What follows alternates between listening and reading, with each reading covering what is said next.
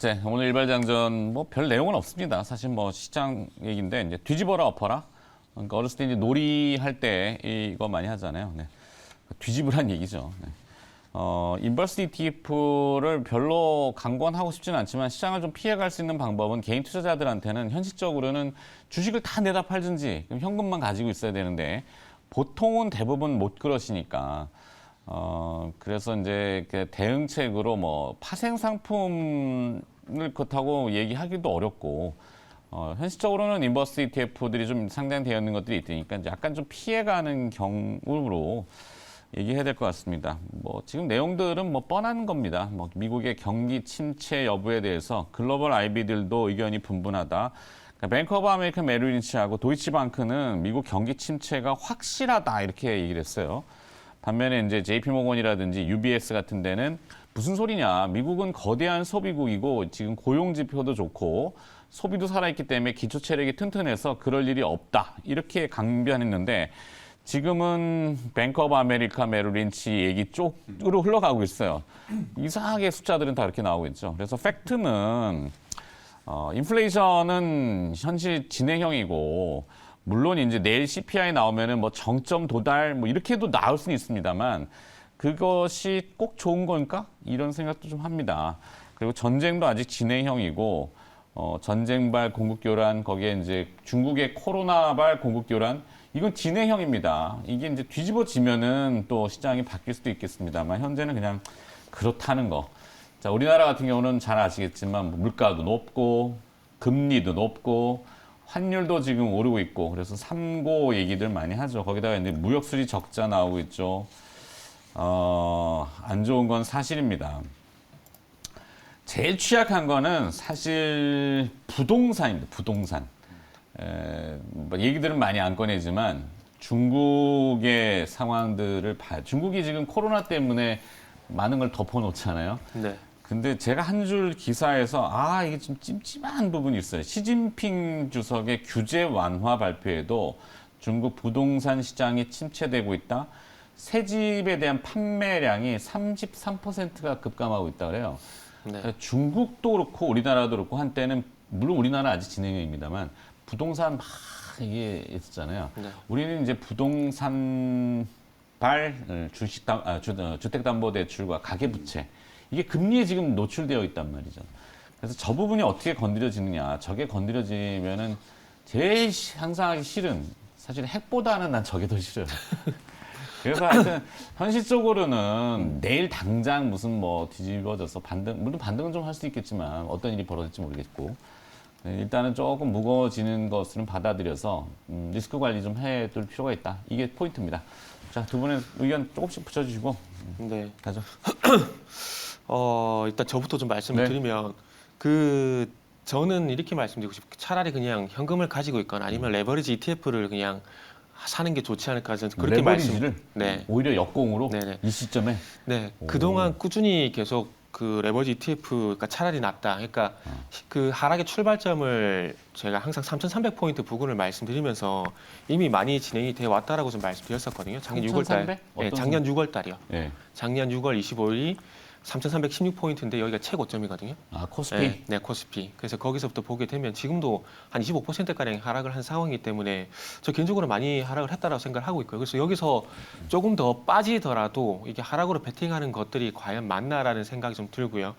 그러다 보니까 차라리 그냥 버티자. 차라리 일반에 버티는 게 더 낫지 않을까 생각을 하고 있고 그리고 지금은 실적으로 미국의 경제가 안 좋아졌다라는 게 아니라 안 좋아질 것이야라가 제가 볼 때는 시장의 어떤 걱정거리라고 생각을 하고 있습니다. 그러니까 결국 만약에 진짜로 미국의 어떤 그 GDP의 80%를 차지하고 있는 이 소비 경기가 안 좋았다. 그러면 제가 봤을 때 파월은 0.5% 인상을 못했다라고 생각을 합니다. 그리고 앞으로도 마찬가지고요. 그러니까 결국 제가 말씀드리고 싶은 건 기대 인플레이션을 잡아 나가는 과정 속에서 조금 시장이 발작을 좀 일으켰다고 과민하게 좀 반응을 한다라고 저는 말씀을 좀 드리고 싶어요. 네. 어쨌든 지금 인플레이션이 계속 올라가는 걸 제어를 안 할 수는 없는 상황입니다. 분명히 잡아야 되는 건 맞는다라는 거죠. 근데 이거를 잡기 위해서 약 처방을 하다 보니까 다른 곳이 이제 아프기 시작을 하게 된다라는 거죠. 그러니까 이런 부분들이 있기 때문에 지금은 뭐 경기 둔화할 때는 우려감은 나올 수가 있겠지만 경기 침체까지는 안 갈 거라고 생각을 하고 있습니다. 그러니까 기대 인플레이션을 잡는다라는 건 지금 계속해서 앞으로 물가가 계속 올라갈 것 같으니까 미래 말고 지금 미리 사자. 그러니까 선수호흡이 이 심리가 있는데 이거를 일단은 잡자라는 거거든요. 그래서 수요적인 측면에서 이런 선수호흡을 일단은 잡게 되면서 공급이 따라오기 전까지 어쨌든 파월이 시간을 끌어주는 역할을 제가 볼 때는 한다라고 봅니다. 그래서 이거를 제가 이제도 IF 총회에서 지금 파월 의장이 경기 침체 없는 물가 안정을 목표로 하고 있다. 하지만 이것이 상당히 무거운 문제다라는 얘기를 했다는 말씀 좀 드렸듯이 파월도 쉽지 않다는 건 압니다. 알지만 그럼에도 불구하고 파월 입장에서는 그래도 이 현금 가치를 올려주게 되면서 이 선수업을 일단 잡는 게 그래도 급선무지 않나라는 생각을 좀 한 것 같아요. 그리고 지금 뭐 앵커님께서 말씀하셨는데 연착륙, 경착륙에 대한 이야기가 나오고 있는데 지금 현직은 연착륙을 얘기하고 있고요. 전직은 현재 경착륙을 얘기하고 있더라고요. 네. 그러니까 현직에 있다 보니까 좋은 얘기를 의장들. 연준 의장하고 그 재무장관 옐런 재무장관 의장도 마찬가지 좋은 얘기를 하고 있고 연착륙 얘기를 하고 있고 뭐 조지 서머스 재무장관 예전 전직이죠. 이런 분들은 또 경착륙 얘기하고 있던데. 당연하지 않겠어요. 현직 정책 당국자가 뭐 과격한 얘기를 못 하죠. 그렇죠. 정치인과 현직 정치 당국자는 거짓말을 항상 해야 되는 위치이기 네. 때문에. 그리고 좀 항상 달래주는 역할을 해야 되겠죠. 그렇죠. 네. 그래서 일단 어쨌든 결론은 그래서 지금은 경기 일시적인 어떤 경기 둔환이 있을 수 있겠지만은 거기에 대한 걱정이 있을 수 있겠지만 경기 침체까지는 가지 않을 것 같다. 왜냐하면은 탄탄한 소비가 받쳐주고 있다는 이유 때문에 그렇게 네. 말씀드리고 싶고 아까 얘기한 그 IB 쪽 긍정적인 IB, JP모건하고 UBS 기초 체력이 튼튼하다. 여기에 네, 동의를 UBS. 하시는 분들. 네. 그리고 이제 금리도 이제는 조금은 더 오르지 않을 것 같다는 생각이 드는 게 더 오르지 않는다. 이제 안 오른다. 아, 여기서 더 좀 많이 오르는 멈추 정체를 버린다. 보인다라고 생각을 하고 싶은 것이 지금 시장 IB들의 예측치가 2%에서 2.5%인데 이게 3에서 3.5% 올라온 상황이거든요. 근데 그 부분에서 계속해서 오락가락 하고 있다라는 겁니다. 제 판단에는 네. 판단하고 있고 그리고 2023년 연준의 기준금리 중간값은 2.8%입니다. 2.8% 여기서 만약에 또 상해 조정하게 된다면 제가 틀릴 수도 있겠지만 이 부분을 많이 유지를 하게 된다라면은 아마 시정금리는 이 2023년 금리 중간값 이상을 오버슈팅 하지는 않을 것 같다라는 말씀도 좀 드리고 싶고 그래서 이 두 가지 측면에서 봤을 때 일시적으로 좀 흔들릴 수는 있겠지만은 걱정에 의해서 흔들릴 수는 있겠지만은 그래도 시장은 괜찮아질 것 같다. 그래서 저는 버틴다. 이런 말씀 드리고 싶습니다. 그래요. 뭐 이렇게 뭐 복잡한 얘기를 했지만 사실 가격 조정이 좀 많이 이렇게 내려왔어요. 네. 지금 뭐 정보 받아보니까 올해 주가랑 미국 주식들인데 죄송합니다. 애플이 한 16% 올해만, 마이크로소프트가 20%, 뭐 알파벳도 20%, 테슬라 34%, 메타라고 하는 네. 여기 42%, 넷플릭스는 71%, 리비안이 올해만 77%. 77%입니까? 네, 떨어졌대요 주가가. 오늘 또 떨어져가지고. 오늘도 떨어져가지고 네. 많이 떨어졌네요. 네. 실제로 진짜 많이 떨어졌고 지금 이제 미국의 7대 이제 빅테크 기업이라고 하는 회사들, 한때 애플, 빵, 네, 뭐 빵, 마가, 뭐 이런 네, 이제 그렇죠. 이름으로 붙였던 기업들 있잖아요. 망고도 있을 거고. 네. 빵고인가? 애플, 마이크로소프트, 뭐 아마존, 뭐 이런 네. 7대 이제 테슬라 포함해가지고 엔비디아까지 빅테크라고 하는. 요 기업들이 3거래일 동안에 이제 시총이 1조 달러가 증발했다. 딱 네. 3일 만에. 네. 1조 달러면 우리나라 돈으로 약 한 1,300조 원 정도 되거든요. 그렇죠. 그 정도로 이제 지금 FMC 이후에 후폭풍이 상당히 좀 강했다. 저는 이제 팀장님 의견에 좀 이제 동의를 하는 게 사실 이건 이제 비정상의 정상화되는 과정에서 긴축 발작이 좀 나타나고 있는 거거든요.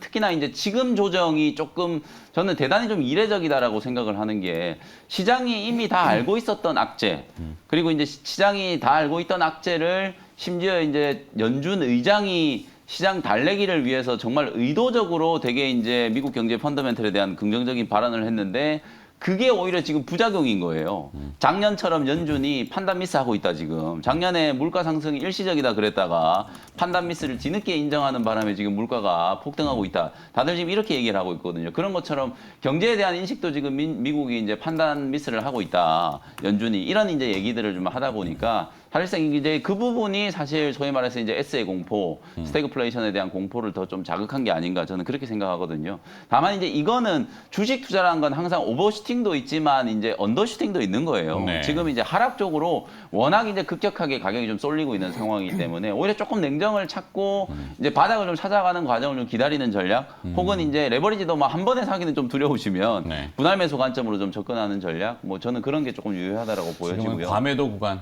네. 이렇게 한마디로 얘기하면 맞아요. 이제 앵커님 말씀하신 딱 한마디로 딱 표현하면 과매도다. 이건 특히나 이제 앞에 한 단어를 좀 붙여주면 심리적 과매도 구간이다. 이거는 네. 펀더멘탈 과매도가 아니고 네. 심리적 과매도다. 그렇게 말씀 좀 드리고 싶거든요. 그래서 네. 내일 이제 CPI 제가 지난주에 FMC 결과 끝나고 말씀드렸던 게 이제 제롬 파월 연준 의장의 발언이라든지 혹은 이제 FMC 성명서에 대한 의미는 CPI가 발표되고 나서 우리가 다시 한번 생각해 보자. 네. 결국 지금 이제 기대를 하는 건 내일 발표되는 물가가 어느 정도 수준일지, 소위 말해서 뭐 아까 기대 인플레이션도 얘기해 주셨는데, 기대 인플레이션은 이미 이제 하락세가 좀 나타나고 있는 상황이고, 네. 물가도 이제 피크아웃에 대한 약간의 이제 좀 얘기들은 나오고 있어요. 전월 대비해서 이미 이제 컨센서스가 좀 공개된 걸 보면 조금 둔화되고 있는 모습들은 좀 나타나고 있기 때문에, 요게 이제 발표가 되고 난 이후에도 미국 증시가 빠진다면 고민을 좀 다시 해봐야 된다.